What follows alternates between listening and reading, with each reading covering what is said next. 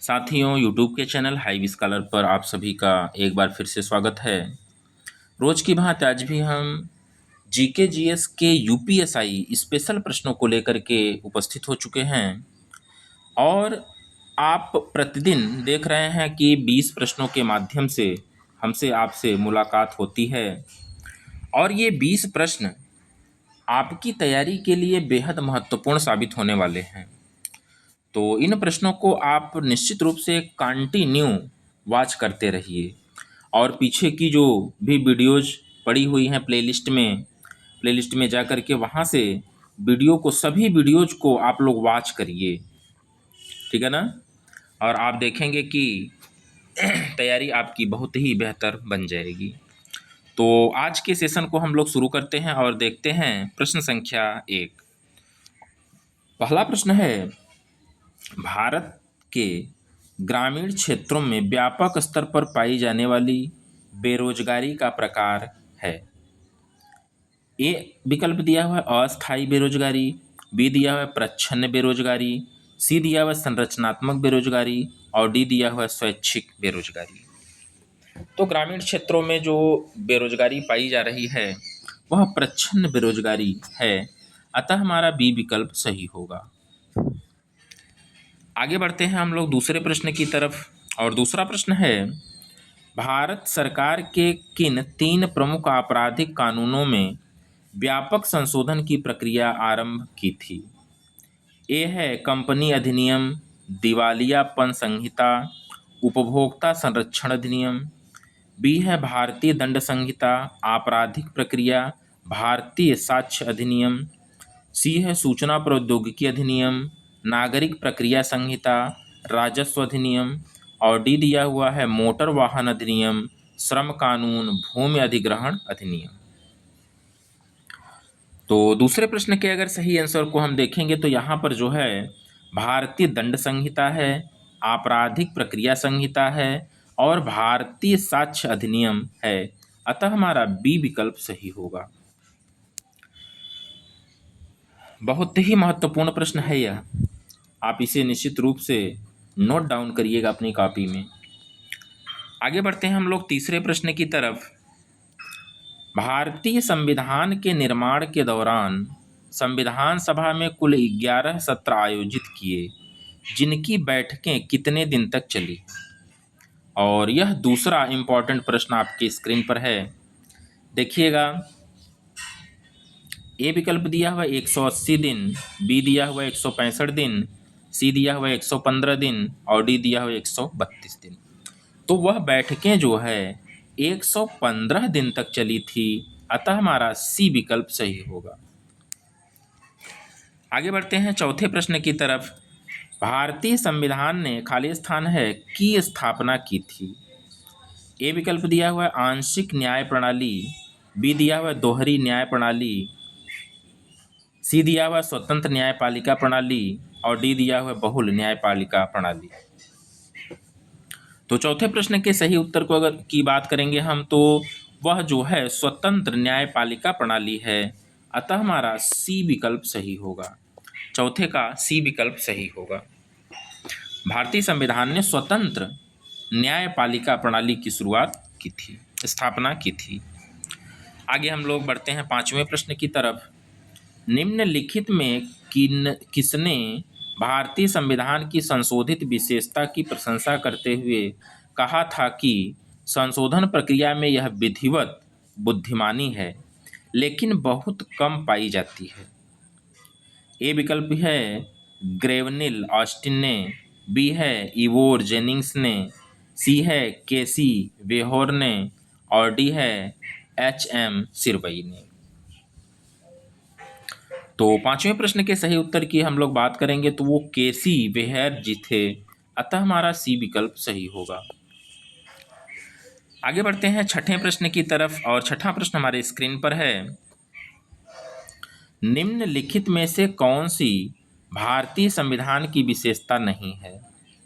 ए है सार्वभौमिक वयस्क मताधिकार, बी है स्वतंत्र न्यायपालिका, सी है दोहरी नागरिकता, डी है कठोरता और लचीलापन का मेल। तो छठे प्रश्न के सही आंसर की अगर हम लोग बात करेंगे तो वह दोहरी नागरिकता है, दोहरी नागरिकता है, अतः हमारा सी विकल्प सही होगा। आगे हम लोग बढ़ते हैं सातवें प्रश्न की तरफ। भारतीय संविधान का अनुच्छेद 77 खाली स्थान है से संबंधित है। ए है उपराष्ट्रपति की पदावधि, बी है भारत के उपराष्ट्रपति, सी है उपराष्ट्रपति पद की शपथ, डी है भारत सरकार के कार्य संचालन से। तो सातवें प्रश्न के सही उत्तर को अगर हम देखेंगे तो भारत सरकार के कार्य संचालन से होता है, अतः हमारा डी विकल्प सही होगा। आगे बढ़ते हैं हम लोग आठवें प्रश्न की तरफ, और आठवां प्रश्न हमारे स्क्रीन पर है। भारतीय संविधान के निम्नलिखित में से किस अनुच्छेद में ग्राम पंचायतों का उल्लेख है? बहुत ही इम्पोर्टेंट प्रश्न है और जो लोग यूपी की परीक्षाओं को दे रहे हैं उनके लिए तो बेहद ही महत्वपूर्ण है। आठवां प्रश्न है, हाँ आठवें प्रश्न में देखिएगा 4 विकल्प यहाँ पर दिया हुआ है। अनुच्छेद 31, अनुच्छेद 38, अनुच्छेद 36, अनुच्छेद 40। तो आठवें प्रश्न के सही उत्तर की बात करेंगे तो डी विकल्प सही होगा, अनुच्छेद 40। नौवां प्रश्न है, भारत के संविधान का कौन सा अनुच्छेद किसी सरकार राज्य सरकार के कामकाज के संचालन से संबंधित है? ए विकल्प दिया हुआ अनुच्छेद 177, बी दिया हुआ अनुच्छेद 167, सी दिया हुआ अनुच्छेद 164 और डी दिया हुआ अनुच्छेद 166। तो नौवें प्रश्न के सही आंसर की अगर हम लोग बात करेंगे तो वह अनुच्छेद 166 है, वह अनुच्छेद 166 है, अतः हमारा डी विकल्प सही होगा। आगे बढ़ते हैं 10वें प्रश्न की तरफ। 10वां प्रश्न है, भारतीय संविधान का कौन सा अनुच्छेद यह व्यवस्था प्रदान करता है कि राज्य को लोगों के कल्याण को बढ़ावा देने के लिए सामाजिक व्यवस्था को सुरक्षित करना चाहिए? ए विकल्प है अनुच्छेद 37, बी है अनुच्छेद 38, सी है अनुच्छेद 39 और डी है अनुच्छेद 36। तो 10वें प्रश्न के सही उत्तर की हम बात करेंगे तो वह अनुच्छेद 38 है, अतः हमारा बी विकल्प सही होगा। साथियों, इस चैनल के माध्यम से हम आप लोगों को फ्री में सारी कक्षाएं, सभी क्लासेस प्रदान कर रहे हैं और आपसे एक रिक्वेस्ट करते हैं कि आप हमारे चैनल को सब्सक्राइब करेंगे, वीडियो को शेयर करेंगे और एक बेल आइकन को भी प्रेस करेंगे ताकि नियमित रूप से हमारी वीडियोज आप तक पहुंचती रहे। और आगे देखते हैं हम लोग 11वें प्रश्न की तरफ बढ़ते हैं। 11वां प्रश्न है, भारत के संविधान के किस अनुच्छेद में कहा गया है कि कानूनी मामलों पर राज्य सरकार को सलाह देना महाधिवक्ता का कर्तव्य होगा? तो 11वें प्रश्न के सही उत्तर को हम यहाँ पर देखेंगे। 4 विकल्प यहाँ पर दिए हुए हैं, अनुच्छेद 168, अनुच्छेद 165, अनुच्छेद 167, अनुच्छेद 166। तो वह जो है अनुच्छेद 165 है, अतः हमारा बी विकल्प सही होगा। आगे बढ़ते हैं 12वें प्रश्न की तरफ। भारतीय संविधान के भाग 9 में अनुच्छेद 245 से 255 खाली स्थान है से संबंधित है। ए विकल्प दिया हुआ है आपातकालीन प्रावधान, बी दिया हुआ है केंद्र और राज्यों के बीच वित्तीय संबंध, सी दिया हुआ है केंद्र और राज्यों के बीच विधायी संबंध और डी दिया हुआ है अधिकरण। तो 12वें प्रश्न के सही उत्तर की अगर हम लोग बात करेंगे तो केंद्र और राज्यों के बीच विधायी संबंध है, अतः हमारा सी विकल्प सही होगा। आगे हम लोग बढ़ते हैं 13वें प्रश्न की तरफ, और 13वां प्रश्न है, भारतीय संविधान के किस अनुच्छेद में उल्लेख है कि राज्य ग्रामीण क्षेत्रों में या शहरी व्यापार पर कुटीर उद्योगों को बढ़ावा देने का प्रयास करेगा? प्रश्न को एक बार फिर से पढ़ते हैं। भारतीय संविधान के किस अनुच्छेद में उल्लेख है कि राज्य ग्रामीण क्षेत्रों में व्यक्तिगत व सहकारी आधार पर कुटीर उद्योगों को बढ़ावा देने का प्रयास करेगा। ठीक है, प्रश्न आप समझ में आया होगा। तो ए विकल्प दिया हुआ है अनुच्छेद 44, बी दिया हुआ है अनुच्छेद 49, सी दिया हुआ है अनुच्छेद 43 और डी दिया हुआ है अनुच्छेद 42। तो इसके सही उत्तर की अगर हम लोग बात करेंगे तो वो अनुच्छेद 43 है। अनुच्छेद 43 है, अतः हमारा सी विकल्प सही होगा। आगे बढ़ते हैं हम लोग 14वें प्रश्न की तरफ। भारतीय संविधान के किस अनुच्छेद के अनुसार मंत्रिपरिषद सामूहिक रूप से लोकसभा के प्रति उत्तरदायी होता है? ए विकल्प दिया हुआ है 74 1, बी दिया हुआ है 72 1, सी दिया हुआ है 73 2, डी दिया हुआ है 75 3। तो 14वें प्रश्न के सही उत्तर की अगर बात करेंगे तो डी वाला विकल्प सही होगा। 75 3 के अंतर्गत ऐसा हुआ है। ठीक है ना, कि मंत्रिपरिषद सामूहिक रूप से लोकसभा के प्रति उत्तरदायी होता है।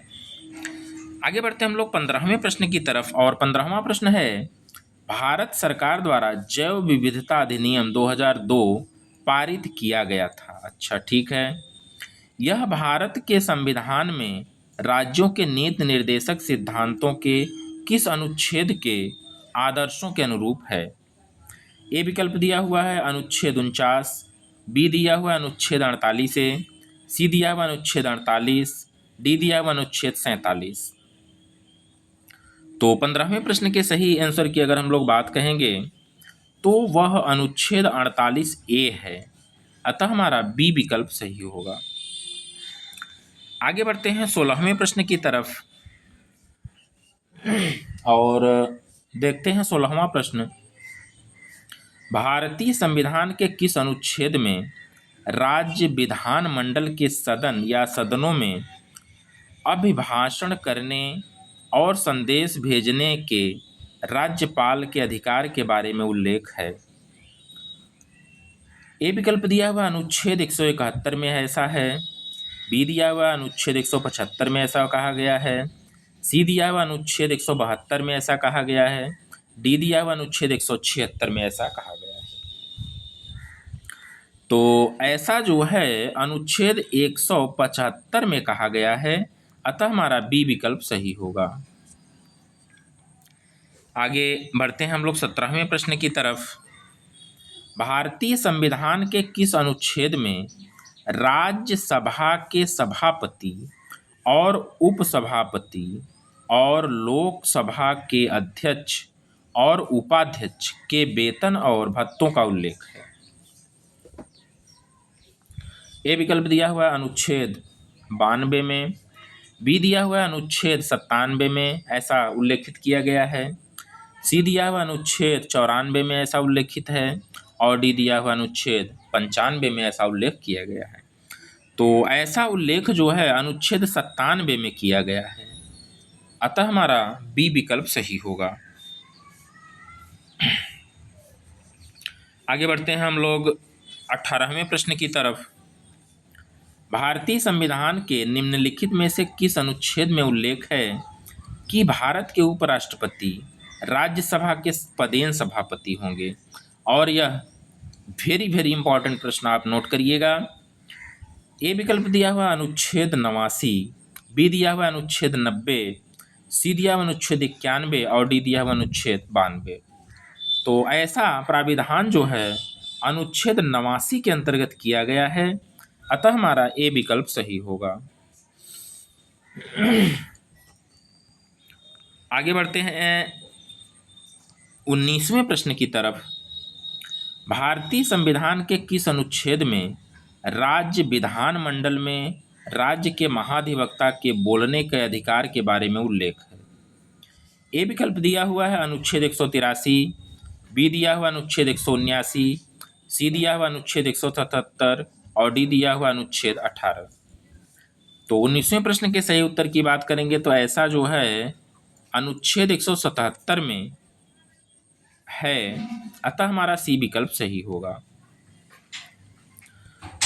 और 20वां प्रश्न है अनुच्छेद 371 ग किस राज्य के विशेष प्रावधान से संबंधित है? अनुच्छेद 371 ग पूछा जा रहा है कि किस राज्य के विशेष प्रावधान से संबंधित है। आप यह देखिएगा, अनुच्छेद से संबंधित कम से कम 10 से 15 प्रश्न आपको परीक्षा में देखने को मिलेंगे। तो इसे सभी जितने भी अनुच्छेद हैं आप निश्चित रूप से तैयार करिएगा और प्रश्नों के माध्यम से आप प्रैक्टिस जरूर करिएगा, क्योंकि practice is made man perfect. Practice ही मनुष्य को जो है परफेक्ट बनाता है। अगर आप प्रैक्टिस नहीं करेंगे तो कुछ भी नहीं होगा, कितना भी आप पढ़ लीजिए। तो आइए देखते हैं। ए विकल्प दिया हुआ है नागालैंड, बी दिया हुआ है असम, सी दिया हुआ है मणिपुर और डी दिया हुआ है तेलंगाना। तो 20वें प्रश्न के सही आंसर की अगर हम लोग बात करेंगे तो वो मणिपुर है। वह कौन सा है? राज्य मणिपुर है। तो साथियों, कैसे रहे प्रश्न आपको हमें अपने सुझाव निश्चित रूप से दीजिएगा।